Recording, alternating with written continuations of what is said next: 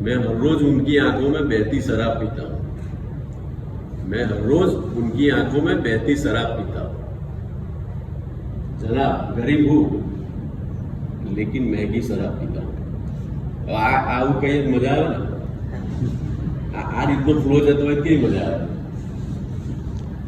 પણ ખરેખર મને અહીંયા શેની માટે બોલાવે છે અને હું શેની માટે છું કે મારું કર્તવ્ય શું છે કે કંઈક તમારામાં જે છે એ બહાર લાવવાનું અને તમને પોતાને આ સેશન કંઈક બેનિફિટ થાય એ કર્તવ્ય છે.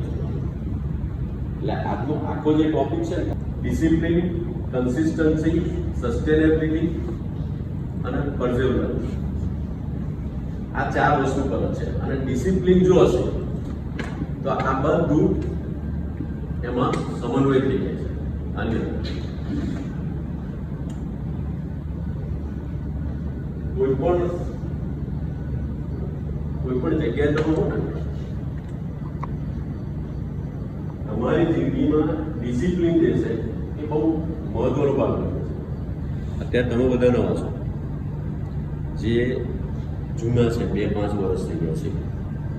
હવે તમે જે જગ્યાએથી આવો છો, સ્કૂલ, કોલેજીસ, એ બધી જગ્યાએ તમે જોયું હશે કે ઓછા વધતા પ્રમાણમાં ડિસિપ્લિન તમારે ફોલો કરવી પડે છે.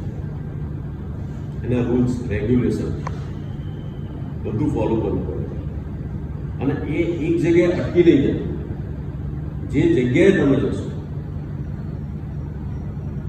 ઘરે પણ હશો તો પણ ફોલો કરવું પડશે. કોલેજ પત્યા પછી આ જગ્યાએ તમે આવ્યા ત્યાં પણ ફોલો કરવું પડશે. એટલે ડિસિપ્લિનથી દૂર નહીં જઈ શકો.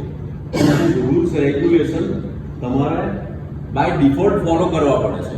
અને એ કઈ રીતે સારી રીતે કરીએ, that we are going to learn.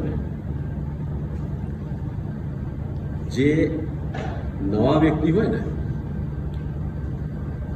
હવે કોઈ પણ જગ્યાએ જાઓ તમે તો એની અંદર શું થાય કે તમે પોતે નવા છો, એની રહેણી કરણી, એની રીતભાત, એનું કલ્ચર એ સ્વીકારવાની ભાવના હોવી જોઈએ. પહેલું એક્સેપ્ટન્સ જે કહેવાય ને,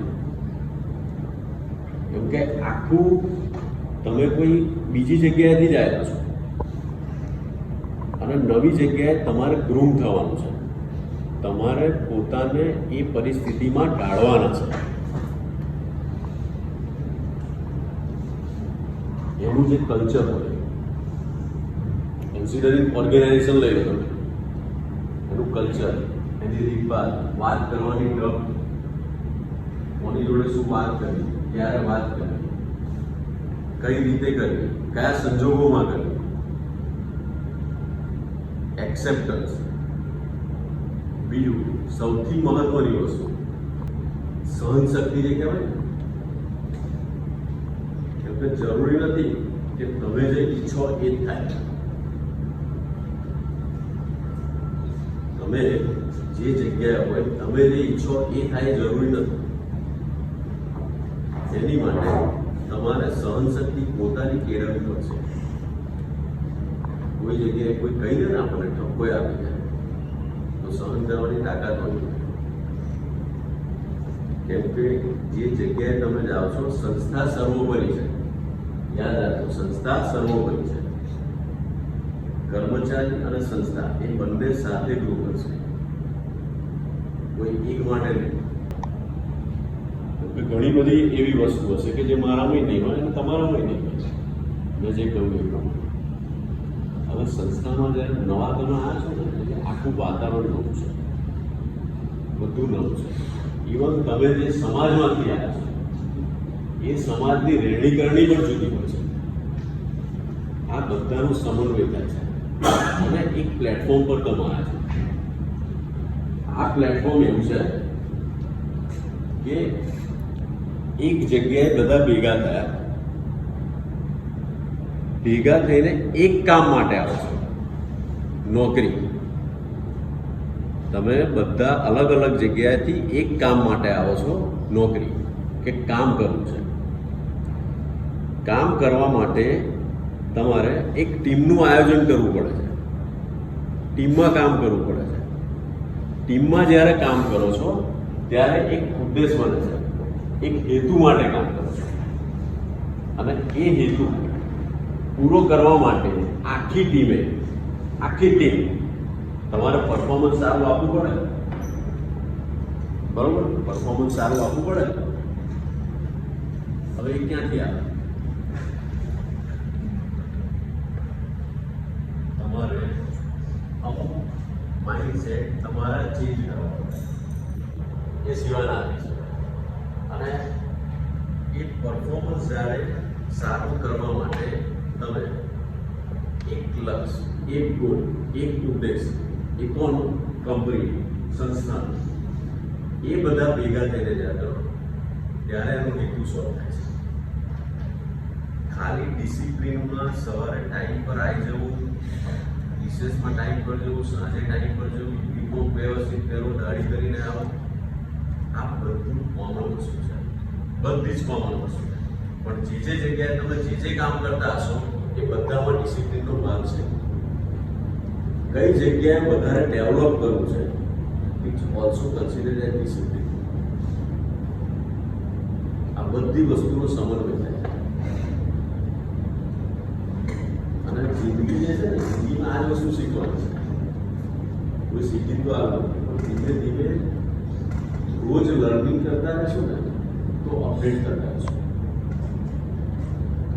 અત્યારના સમયમાં પોતાની જાત માટે અપડેટ રહેવું એ ખૂબ જ અગત્યનું છે. દિવસમાં એક ટાઈમ એવો કાઢો, અડધો કલાક, 1 કલાક કે તમારી જાત માટે ઇન્વેસ્ટ કરો. જ્યારે તમને મજા આવે ને એમાં તમે ઇન્વેસ્ટ કરો. તમે ઘરેથી અહીંયા આવો ને કોઈ ડિસિપ્લિન ફોલો કરો છો, કોઈ જમણી બાજુ ચલાવીને આવે રોડ પર નહીં ને, હેલ્મેટ વગર અંદર આવે, બાય ડિફોલ્ટ છે ને એક ફિક્સ થઈ ગઈ કે ના આમ જવું પડશે. હવે એ જ સેલ્ફ ડિસિપ્લિનમાં તમે ઉમેરો કરવો.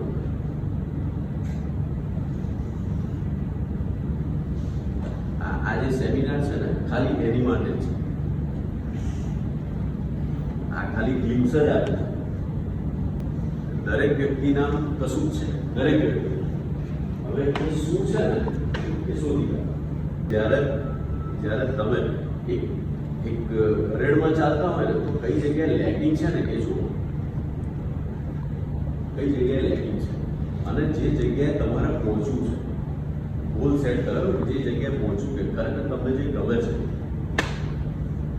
એ જગ્યા માટે શું કરવું, એ કામ કરવા માટે શું કરવું, એના પ્રયત્ન કરો.